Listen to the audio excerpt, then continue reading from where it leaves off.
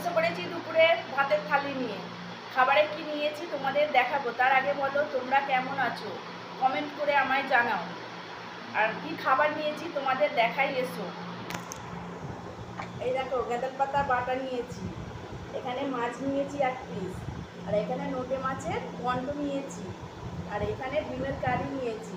আজকে এই দিয়েই ভাত খাবো, তোমরা খাবে তো, এসো।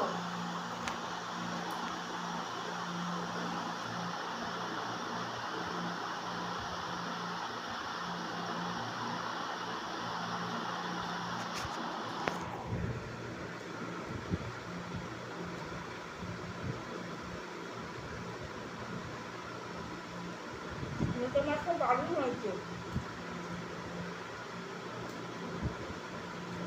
পাতা বাটাটা দিয়ে খেয়ে দেখি।